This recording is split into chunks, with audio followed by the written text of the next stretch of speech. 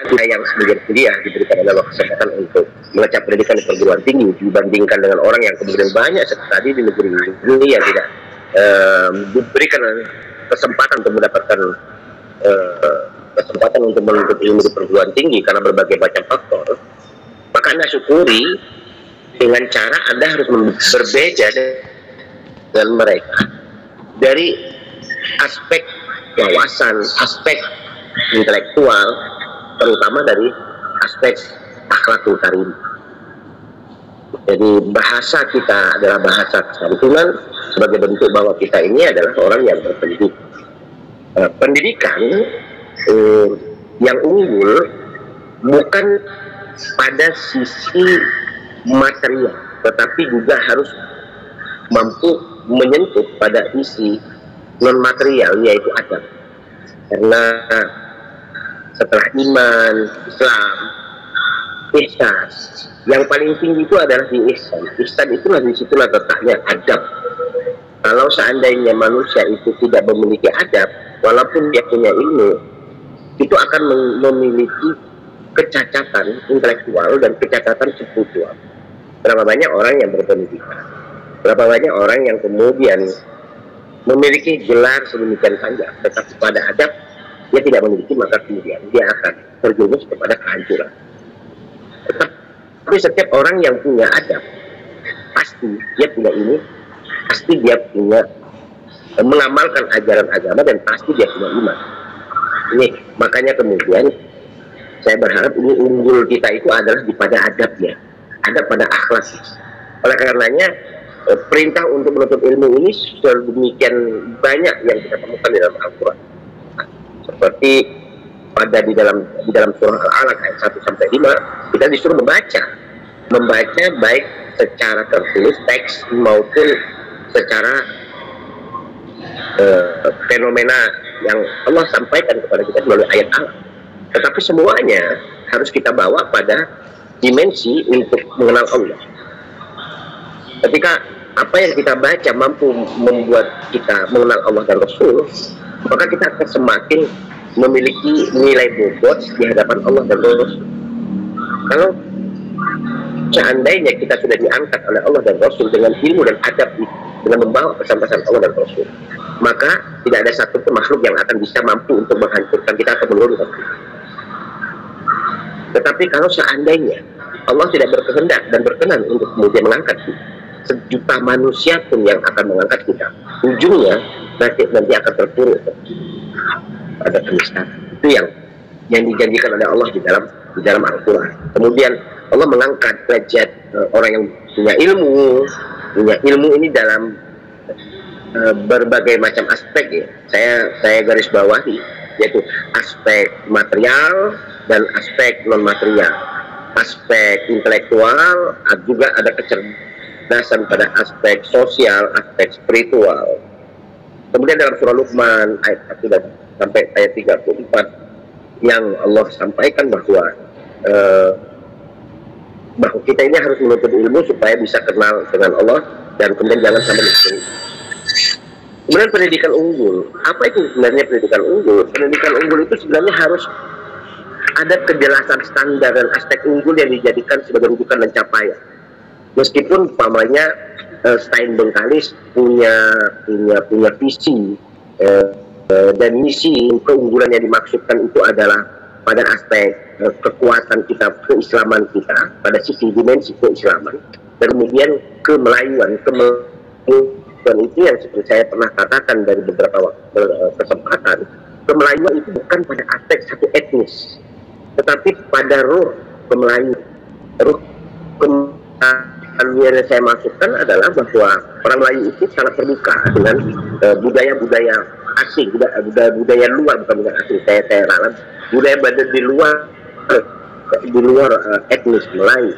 Ya silakan orang etnis Jawa, etnis Sunda, etnis Madura, etnis di luar, bahkan etnis Minang, etnis Batak, silakan, selama koridornya kita jelas bahwa orang Melayu itu selama budaya yang masuk itu tidak bertentangan dengan Al-Quran dan Sunnah, silakan berkembang. Jadi yang saya harapkan adalah dari visi misi STAIN itu kita kokoh di keislaman kita, tetapi juga kita memiliki inklusivitas di dalam melihat di luar diri kita. Meskipun mungkin orang itu tidak sesuku dengan kita, tetapi yang dibawa pesannya adalah pesan yang tidak bertentangan dengan Al-Quran dan Sunnah, ya kita ambil. Begitulah kemudian orang Melayu memiliki keunggulan sehingga kemudian tidak pernah terjadi konflik baik secara vertikal maupun secara politik di tengah orang-orang Melayu ketika orang di luar orang Melayu masuk. Dan itulah sisi inklusivitas orang Melayu, dan itu harus kita ambil. Itu keunggulan kita. Silakan, ada orang mana saja silakan masuk, dari mazhab mana saja ya kita ambil, kita terima, tetapi kita tidak kehilangan identitas. Itulah sisi kemelayuan. Orang Melayu silakan terbuka dengan semua budaya, tetapi dia tidak kehilangan identitas. Kita juga demikian, harapan kita. Silakan kita berinteraksi dengan berbagai macam dan kemudian mendapatkan ilmu antar mazhab Syafi'i, Hanafi, Hambali, Maliki. Kalau seandainya kita dari organisasi, silakan. Anda mau memilih umpamanya organisasi ekstra kampus menjadi orang TNI, IMM, HMI dan sebagainya, silakan. Berbeda dalam kebersamaan, berbeda dalam menghadapi dengan menghargai. Tidak ada yang merasa bahwa dia yang paling benar. Karena demikianlah filosofi kita dan keunggulan kita yang harus kita miliki. Kemudian yang kedua adalah keterukuran kebijakan strategi sarana prasarana manajemen biaya suasana profesionalisme dan lain sebagainya. Ini standar yang mungkin secara kelembagaan akan kita dapat. Lalu bertahap tentu itu semuanya tidak seperti membandingkan di lapangan, semuanya secara bertahap. Yang dulunya mungkin kita lokal, kita satu lokal mungkin sekian prodi yang masuk, tapi sekarang kita nanti ke depan tahun 2023 setiap prodi itu masing-masing tidak lokal masing-masing, yang itu tidak. Dan ini salah satu keterukuran kebijakan yang secara bertahap harus mengacu kepada bagaimana keunggulan itu terjadi. Dan kita bersyukur minimal untuk di Provinsi Riau bahwa kita tidak melaksanakan pendidikan di akhir pekan, karena itu adalah melanggar aturan. Sejak tahun 2010 kita tidak lagi tidak melaksanakan ini. Nah, sementara banyak perguruan ada yang segelintir perguruan tinggi dengan sarana prasarananya yang sangat pas-pasan, walaupun dia mungkin perguruan tinggi besar, tapi dilihat dari sarana prasarananya tidak mencukupi, mahasiswanya banyak tapi sarana prasarananya tidak mendukung, dan kita merasa bahwa ini kita harus unggulnya di sini. Unggulnya bahwa sarana prasarana kita meskipun tidak sempurna tetapi mengarah kepada kesempurnaan. Nah, ini harus mimpi-mimpi yang harus kita kembangkan. Dulunya mungkin labor kita hanya sekian kapasitasnya. Kita tahun 2024 kita berharap bahwa labor kita akan lengkap, baik itu labor bahasa, kemudian micro teaching dan sebagainya. Secara setiap prodi itu memiliki labor masing-masing. Kemudian ada yang ketiga adalah perubahan mindset. Dan perubahan mindset ini yang harus menjadi pemikiran kita, yang menjadi pembeda kita, yang harus kita miliki. Umpamanya mindset, saya kuliah di sini tujuannya untuk apa? Saya kuliah di sini apakah untuk mendapatkan ijazah, gelar, atau apa? Sesungguhnya saudara-saudara sekalian, bahwa saya pernah mengucapkan juga beberapa kali pertemuan ketika dalam seminggu 2 minggu belakangan, bahwa ijazah itu sesungguhnya tidak menjamin Anda akan sukses ketika mindset Anda itu mengalami kesulitan. Sebenarnya ijazah itu hanya Anda pernah kuliah saja. Anda pernah kuliah, maka lalu kemudian ada ijazah. Lalu kemudian Anda dapat gelar. Anda mendapat gelar itu tanda bahwa Anda pernah mendapatkan selembar ijazah yang namanya S1, S2, S3.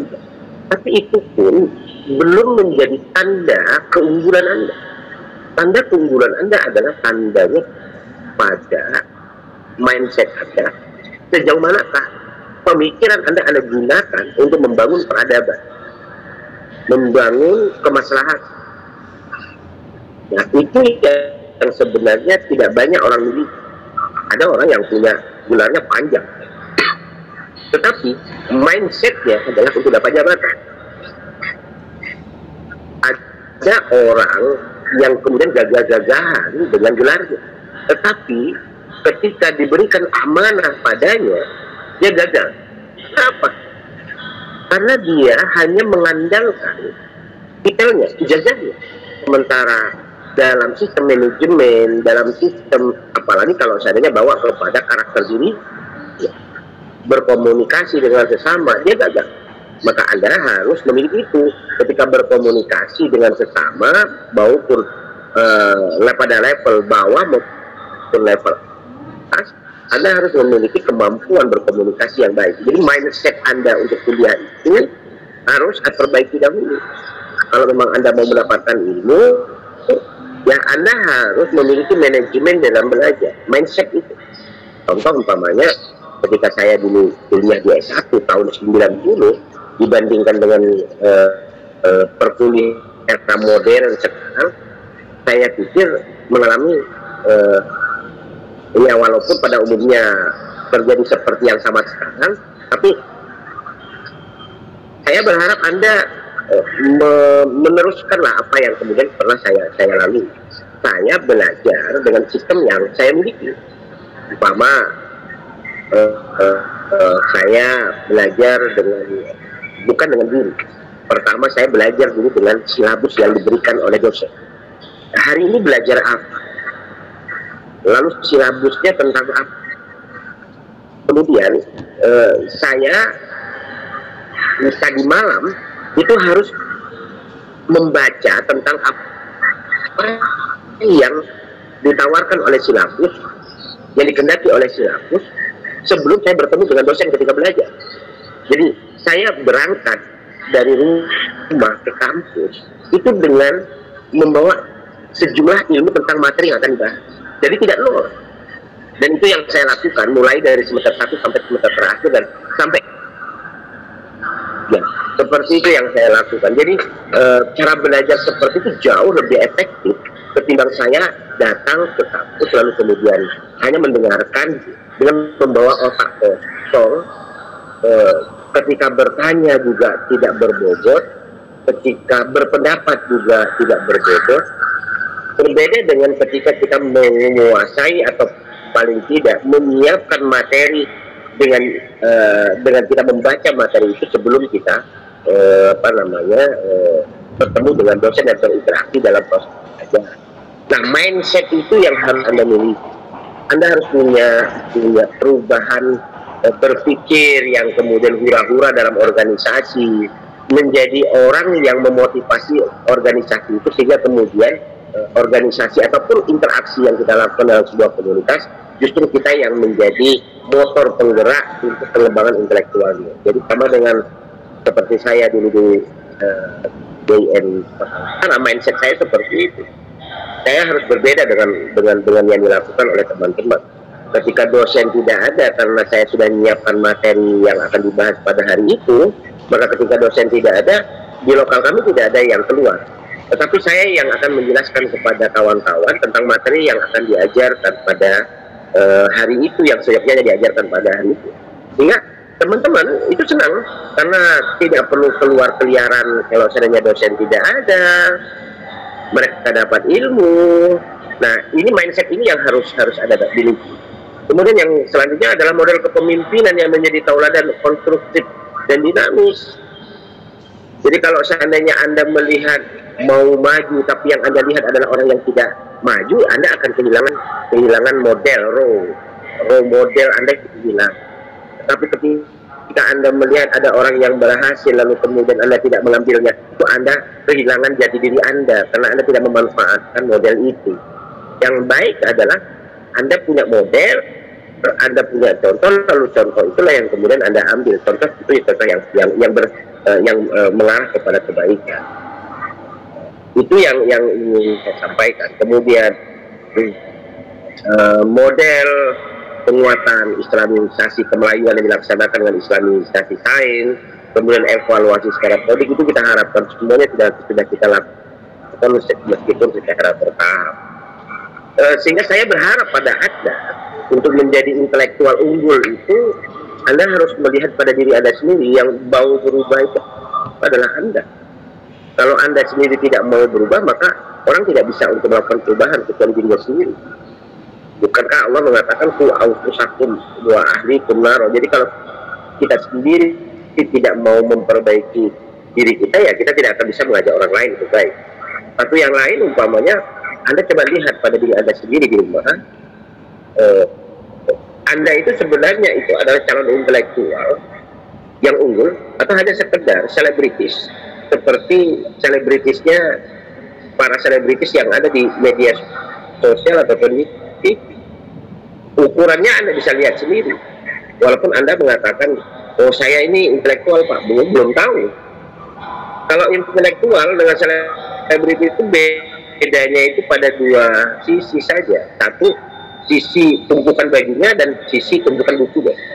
Kalau seandainya intelektual, itu tumpukan bukunya itu lebih tinggi dari tumpukan bajunya.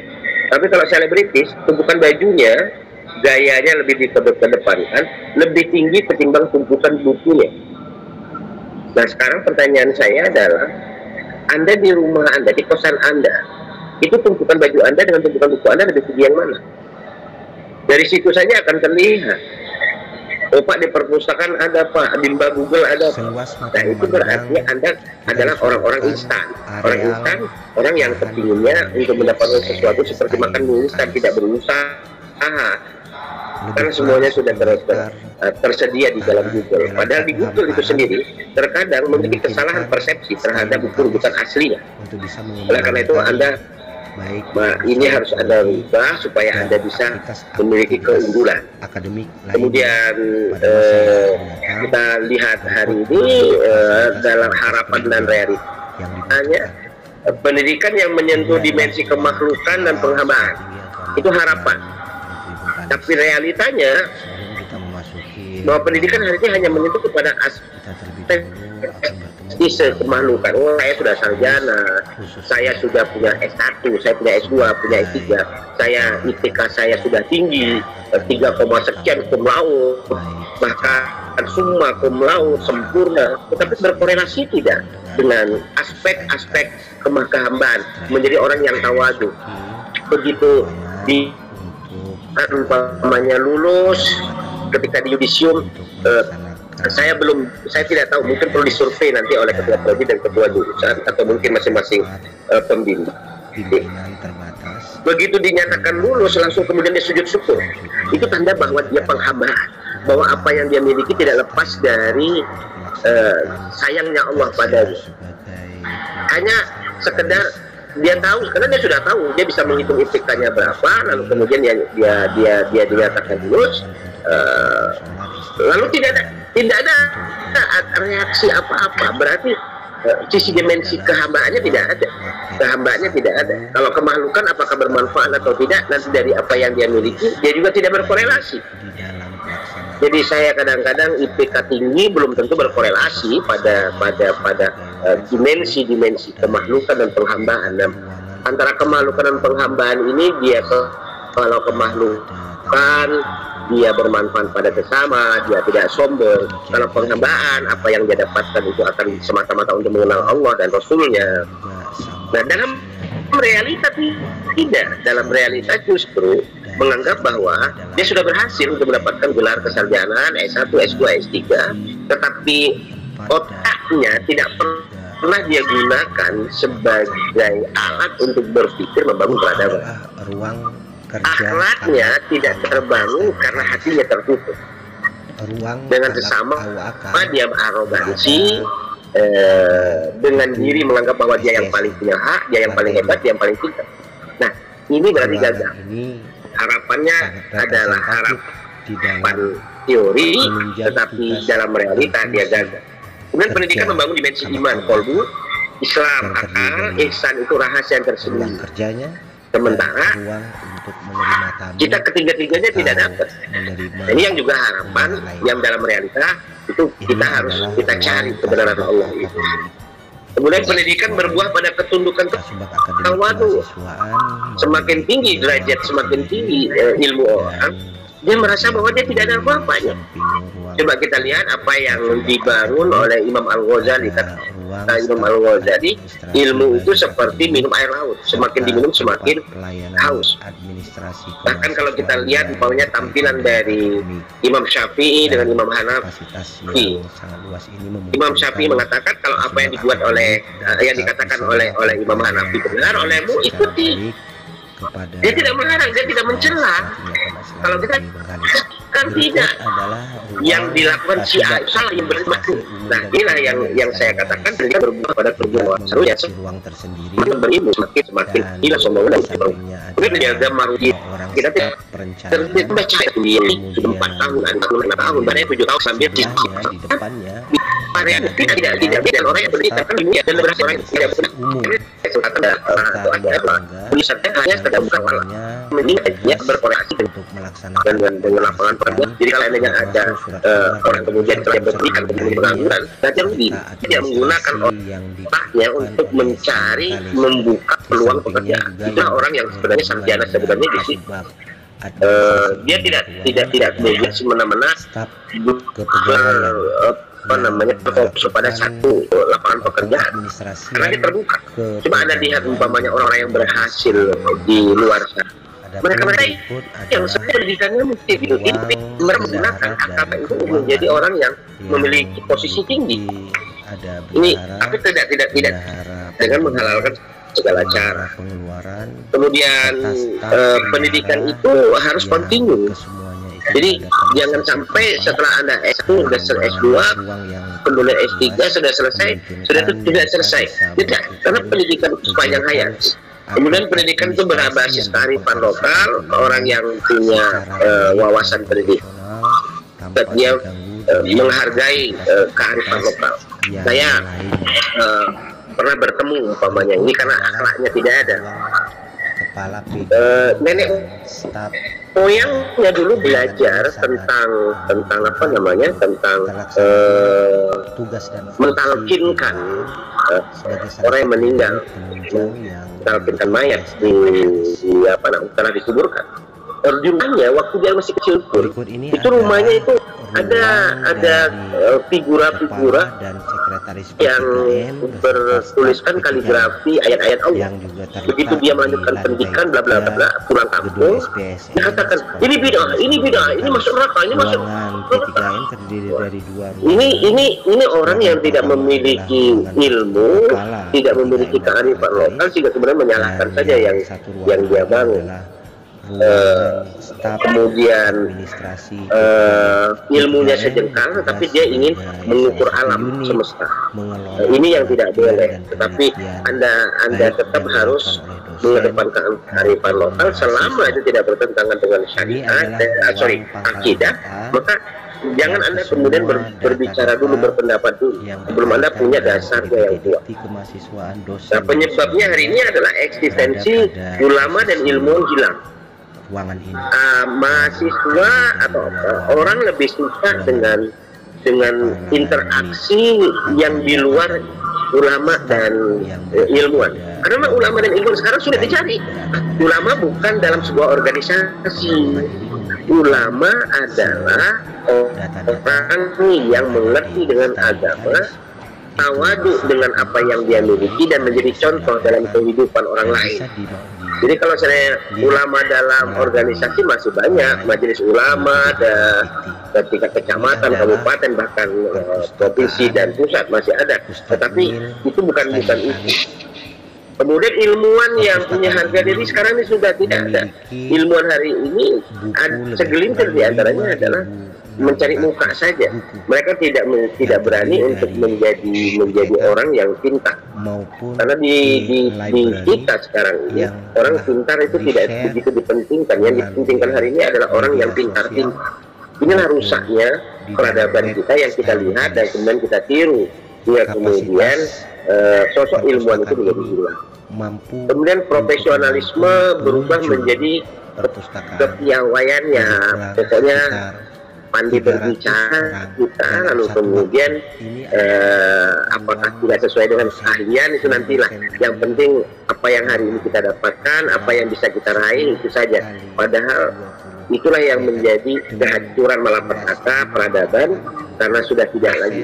Padahal Nabi mengatakan apabila sesuatu itu dipegang oleh orang yang bukan profesinya, orang yang tidak urusannya, maka pantas dirusak. Nah, hari ini coba kita lihatlah, mulai makanya saya di Stein Bengkalis, kalau seandainya tidak dia core-nya adalah keilmuan mayornya, maka minornya harus dia yang ngajar. Dia bisa ngajar di minor. Kalau di luar konteks mayor dan minornya dia tidak ada kaitannya dengan mata kuliah, dia tidak boleh mengajar. Di tempat yang lain masih ada yang penting dia bisa ngajar. Masalah profesionalismenya, keilmuannya apakah sama atau tidak itu nanti lagi. Apalagi kalau seandainya kita melihat pada wilayah politis adalah wilayah yang tidak mengedepankan tentang profesionalisme, tetapi karena yang namanya juga politis, yang penting siapa yang mau mengangkat, mengedepankan singkatan moto. Kita mengedepankan singkatan moto itu bukan hanya sekedar show, tetapi harus itulah yang menjadi urat nadi kita, sehingga kemudian urat nadi itu yang harus kita miliki. Contoh, moto Bengkalis Melayu, kampus Melayu kesehatan, singkatan dari mandiri. Nah, saya harapkan mahasiswa kita baik proses untuk menjadi seorang sarjana dan nanti menjadi seorang sarjana, mereka menjadi orang yang mandiri. Ketika tidak mendapatkan peluang pekerjaan, dia menjadi orang mandiri yang bisa membuka lapangan pekerjaan lain. Kemudian empati itu punya rasa kepedulian dengan alam semesta. Luhur, ikhlas dia. Ikhlas apapun yang dilakukan itu tidak berorientasi kepada materi, tidak perlu materi. Amanah ini yang kemudian hilang dalam kepermukaan. Maka kita ingin orang-orang yang tamat di Stein Bengkalis adalah, atau yang ada di lingkungan Civitas Akademika Stein Bengkalis, mereka yang amat. Kemudian yakin dia, karena kalau seandainya kita sendiri tidak yakin, bagaimana orang lain yakin. Kemudian baru itu adalah unggul. Nah, unggul itulah yang kita harapkan ke depan dari interaksi keseluruhan. Kemudian yang saya ingin sampaikan seterusnya adalah kurikulum pendidikan unggul itu sekelumit asa, meskipun sekarang ini kita tidak bisa umpamanya untuk menginginkan ada kampus merdeka, tapi kita sebenarnya belum merdeka di dalam membangun kurikulum, karena kurikulum kita ini kurikulum yang diatur oleh negara dalam sebuah kebijakan yang tidak bisa lepas dari sana. Sehingga kemudian kalau seandainya kita tidak mengacu ke sana, maka kemudian kita tidak diakui standarnya. Seharusnya negara tidak terlalu banyak mencampuri wilayah wilayah yang kurikulum secara keseluruhan. Mungkin hanya dasar-dasar menjadi mata kuliah wajib, ini menjadi mata kuliah negara, tapi di bawahnya yang membangun kebutuhan kita, kebutuhan daerah, kebutuhan pangsa pasar, kebutuhan era 5.0 umpamanya, itu harus diserahkan kepada perguruan tinggi. Hanya saja memang kelemahannya adalah bahwa dengan perkembangan zaman, tentu perkembangan ini harus diikuti oleh dosen kita yang harus memiliki kemampuan menjawab kebutuhan zaman tersebut dengan mengembangkan ilmu-ilmu yang berkorelasi dengan itu. Yang dilakukan oleh karenanya ya harapan tetap harus ada, tetapi yang paling penting di motto atau di tema ini adalah Anda harus memiliki mindset bahwa Anda harus beda dengan orang lain. Minimal Anda bedanya adalah punya karakter akhlak adab yang itu menjadi ciri khas orang yang berilmu. Orang yang berilmu itu semakin berilmu dia semakin punya adab. Sementara kalau seandainya Anda punya ilmu tapi tidak punya beradab, maka Anda rugi seperti pohon rindang, rimbun tapi tidak berbuah. Nah, buahnya itulah adalah. Barangkali demikian, terima kasih. Saya kembalikan kepada moderator. Mungkin kalau saya memang mau masih bisa ada waktu untuk dibuka sesi tanya jawab, tapi kalau seandainya sudah habis waktunya, kita serahkan kepada narasumber kita. Kalau seandainya Besar Prof Nasional juga sekaligus Abad Ketua sudah bergabung ya. Saya Takraw, silakan ke Prof Abad. Silakan. badminton, dan basket. Ini adalah wilayah yang cukup luas, arealnya cukup luas, sehingga bisa digunakan dan dimanfaatkan oleh mahasiswa dalam kapasitas lebih kurang 1.200 orang yang akan bisa melaksanakan kegiatan-kegiatan keolahragaan dan aktivitas-aktivitas kemahasiswaan. Selanjutnya adalah areal parkir Sekolah Tinggi Agama Islam Negeri Bengkalis. Areal parkir ini terdiri dari dua tempat. Yang pertama adalah areal parkir untuk kendaraan roda 4 serta areal parkir untuk khusus roda 2. Untuk roda 2, kapasitas parkir yang dimiliki oleh Sekolah Tinggi Agama Islam Negeri Bengkalis bersifat permanen dengan kapasitas lebih kurang 1.200 unit sepeda motor.